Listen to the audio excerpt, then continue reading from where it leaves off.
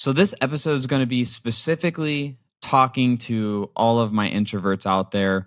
And again, I'm doing a podcast. It's a very non-introverted thing. Neither is speaking in front of groups of people or, doing a lot of the things that I specifically do, right?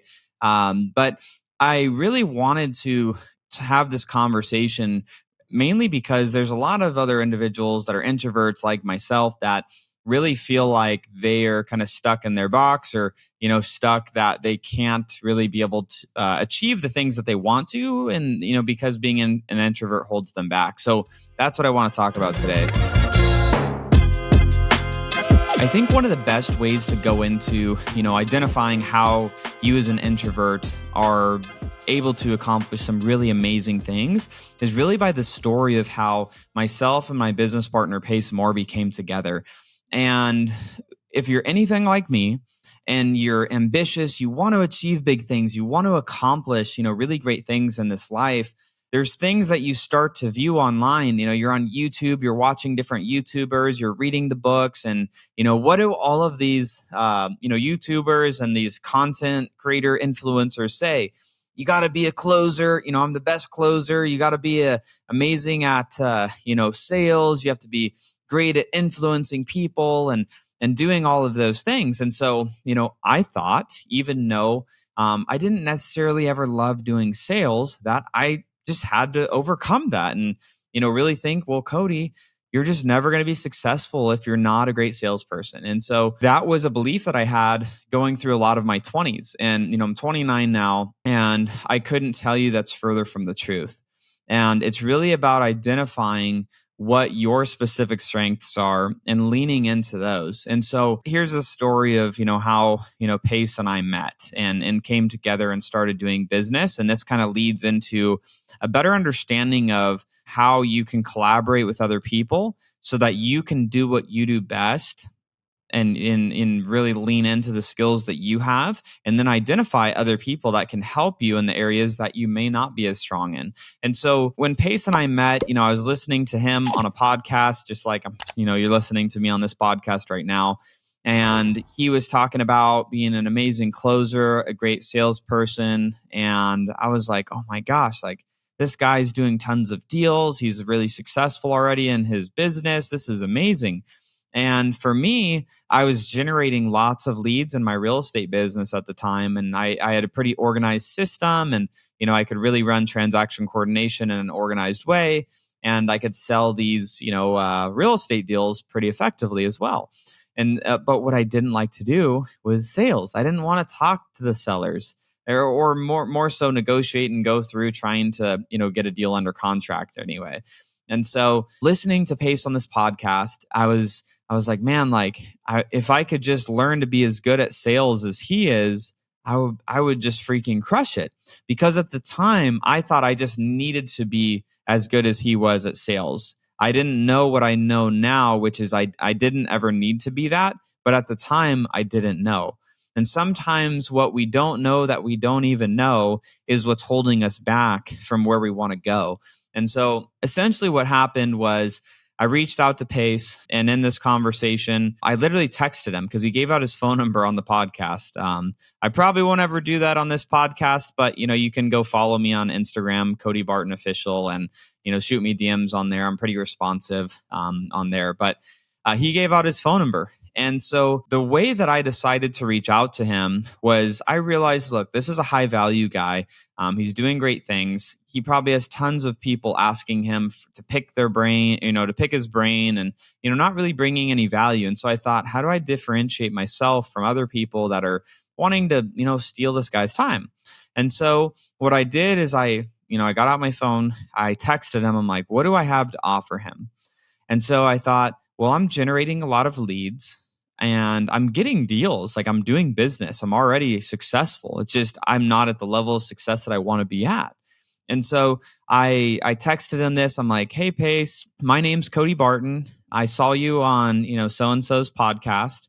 And it seems like you're an amazing closer and you're getting lots of deals. And I wanted to reach out to you to say I'm generating a lot of leads in my business, but I'm, not closing them at the rate that I would like to. And so I wanted to offer this to you. What if I just brought you leads? Like I would just brought the hot leads that I'm working in my business to you, and then you were able to, negotiate with the seller, close the deal, and then actually we sell the deal off and you keep 100% of the money on the deal. But in exchange, what I want to do is I want to be able to listen to those conversations, record those conversations. I want to be able to watch you when we go and meet the seller in person so I could learn and improve my skills. And he texts me back. He's like, let's do it. And so, we ended up meeting up and, went for lunch and kind of talked through like what we're working on. And, a couple weeks went by from there and we ended up meeting up in person. And he's like, all right, who are these leads? And so I pull up my CRM that I'm using to manage my leads. And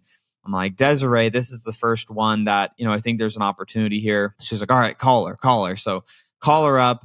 Basically, hey, I have my partner here, hand the phone over to Pace, basically within less than 7 days, we have that deal under contract. And in less than, really 4 weeks, we had almost 5, I think we had 4 or 5 deals under contract. And I was like, oh my gosh, this is freaking crazy. Because on my own, I was only getting usually 1 to 2 contracts on a monthly basis that were closing. And I'm like, I'm generating the same amount of leads.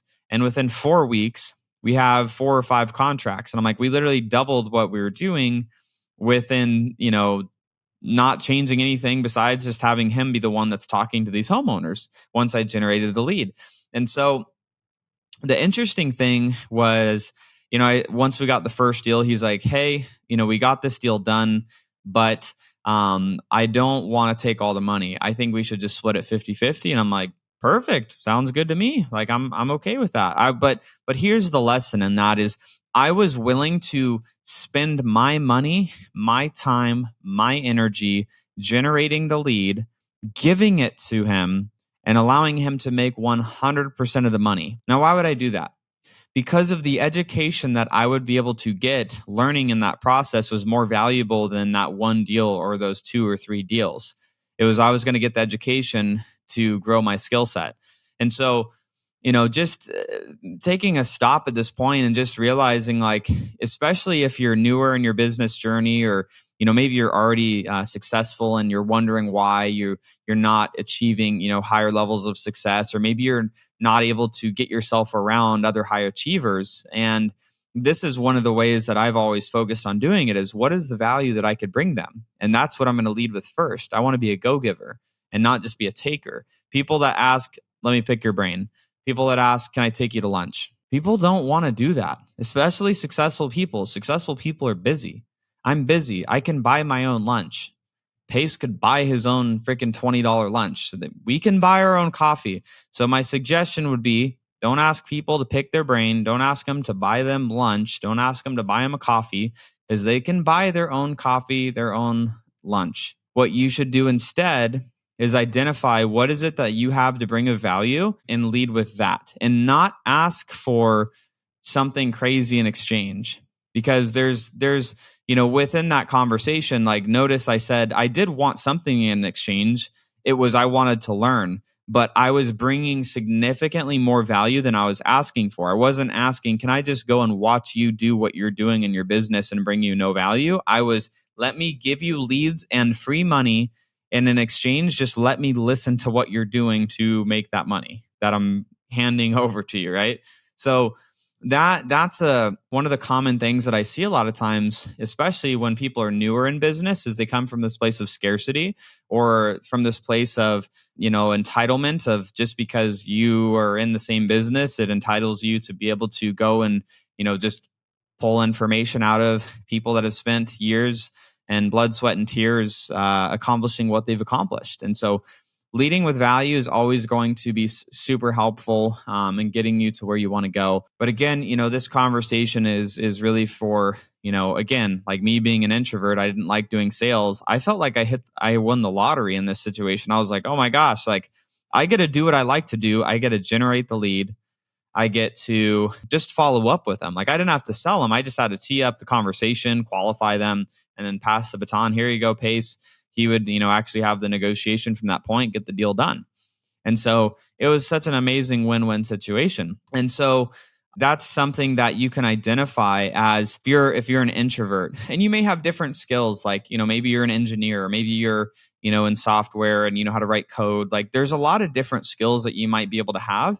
And so I think it's really identifying the gaps that you could fill in somebody else's business, or if you have your own business, identifying the talents that you have, so then you could lean on somebody else for that skill that you're not as strong at. And in that case, for me, it was selling. I just didn't like to sell. When you get to this point and you start to have this realization of like, oh my gosh, I don't need to be good at everything. I think, the schooling system did a terrible job for us, where they are like, you need to be great at math, you need to be great at English, you need to be, learn economics and government, and you need to, learn history, and you need to be great at all of these classes and be well rounded. I think it's a bunch of crap, honestly. I think it's really, finding the things you're good at. And so what I've found for me, the things that I lean into being, good at, or I feel pretty decent at, is, one, I feel like I do a pretty decent job of building teams. I feel like I'm a pretty decent leader. I have a lot of room to grow, but I feel like that's a skill that I've grown. I feel I'm pretty decent at, organization and management, and infrastructure of how a company should be running, the system side, not technology. I'm not great at technology, but the system side of the cadence of how an organization should, communicate, how an organization can move forward, and how to, move an organization to success. And so, those are a lot of areas I feel pretty strong in. I feel pretty decent in the finance arena, not being able to do QuickBooks or anything like that, but more so being able to analyze finances as far as the data that's presented to me, and then be able to make strategic decisions to win based off of that information that I'm analyzing. And so the reason I'm sharing just some of these examples is, when you can, you get out a piece of paper and you start writing out, like, where are the strong suits that you have, years of experience, or that you have just you find that you're just generally more talented in these areas. Then you can look at, okay, these are all of my strong suits. And then the things that are weak, as you're building a business, the best thing about, building a business and being a business owner is you can look at, these are all the things that I'm super strong at. And then you can, say you write out those things that you're great at on one side of a paper. And then on the other side, writing out where are the areas of opportunity where I'm not as strong. So for me, I would write out on this, like, sales management. I understand the KPIs, the numbers behind sales being successful or not successful, but managing a sales team isn't my jam either. So I would have that on the side I'm not as strong at. So sales and sales management. I would say, certain types of marketing, there's a ton of different types of marketing, but maybe certain areas of marketing, like digital marketing, maybe I'm not as strong at. Then I would look at, okay, what else am I not that great at? Well, technology, I'm not so strong at, as far as, I can't write code or, do things like that. And so when you start to identify, here are the areas I'm strong, here are the areas that I'm weak. And as you're building a business, you can be able to identify what are the things you need help with first. Like for me, when I look at any business that I'm involved in, the areas that I'm strong, that I had already mentioned, is where I'm going to focus my time. And then the areas that I'm weak are going to be some of the areas I hire out first. Oh, we need to improve the sales process in this company, or sales management in this company. I'm going to go hire rockstar sales manager to install into this business. So then I could check that off the list of, okay, that's an area I'm weak. I have a great sales manager. Check the box. An area that I'm weak, maybe it's digital marketing, running specific types of ads. I'm not great at that. I'm going to go hire a marketing manager to be able to come in and oversee that and make sure it's performing, and check that box. Another area, technology. We need to have integrations and things happen on our websites, and talk to our CRMs and all these different tools that we use. Not great at that. I'm going to hire a consultant, or I'm going to hire, an internal tech team member to handle those things. Check the box. So what you notice is, as we're talking through this, like, I'm really honing in and focusing on my strengths specifically. And the areas where I'm not strong, the thing that was stupid that they taught you in school was, the areas that you're weak at, you should, you need to spend more time studying and just learn how to be better at them. That's stupid advice, totally garbage. You need to go all in, push the chips in on the areas that you're already naturally talented at and get better and better at that, because it's easier to go from being good to great than it is to go from being garbage to good, to be completely honest, because the things you're already naturally better at, you're going to like doing more anyways. So you're going to get a more of a return on your investment of your time and the time that you're investing into being better at the thing that you're already good at to go to the greatness level versus something you're not good at all and trying to just incrementally improve that.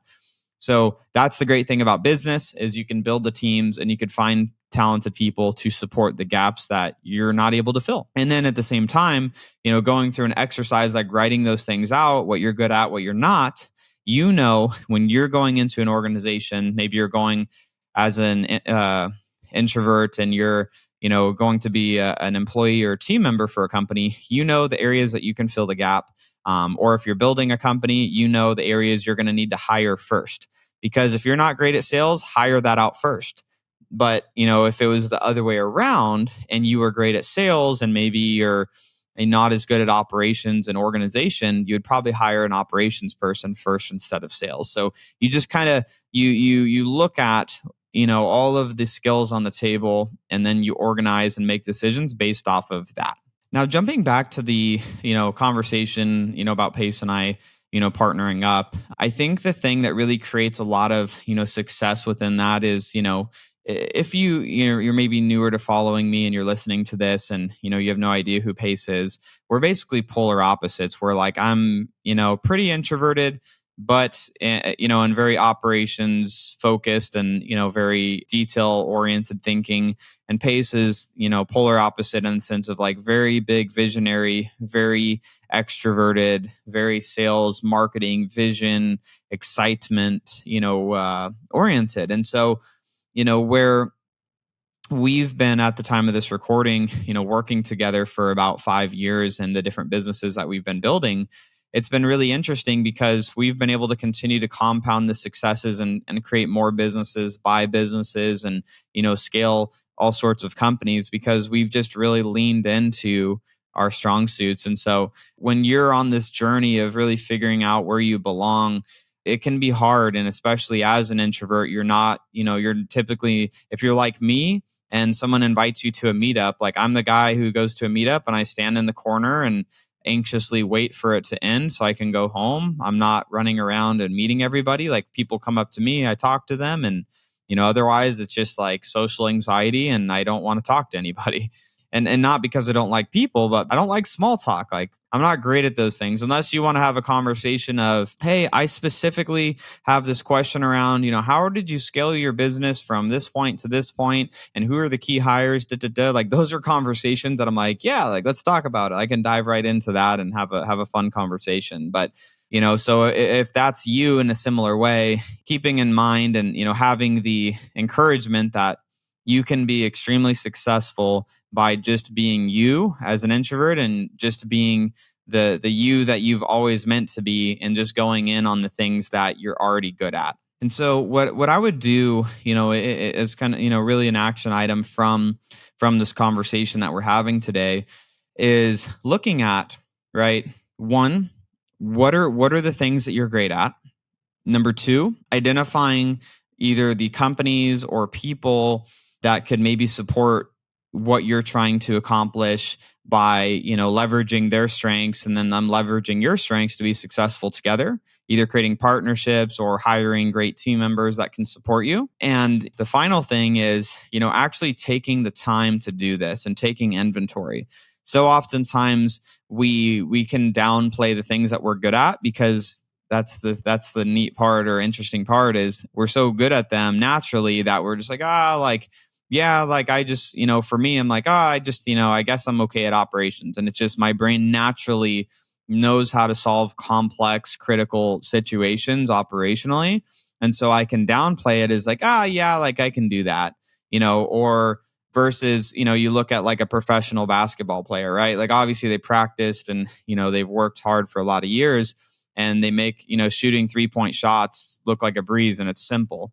And it's like, for them, they're like, shoot, 23s a game or whatever it is. I don't watch sports, so, I don't know what a good number is, honestly. But, the point is the same as, oftentimes the things that you're so good at, you'll downplay. So identify what are the things I'm not so great at. And based off of that information, if you're trying to get maybe you're looking for a new job, okay, that's probably, the areas you're great at. Go find a company that's struggling in those areas and integrate into that company. Or if you're building a business and you're stuck in these areas that you're not great at, it means you need to go either hire people to do those things, or you need to bring on partners to support those areas of the business. And that's what's going to help you get to that next level and going to help you really create that rocket fuel in whatever you're trying to accomplish, is by pouring in on your strengths and then having them do the same thing. So with that being said, make sure document that process out for what you're great at, what you're not great at, and then go start taking action on it right away. Until next time, we'll see you in the next episode.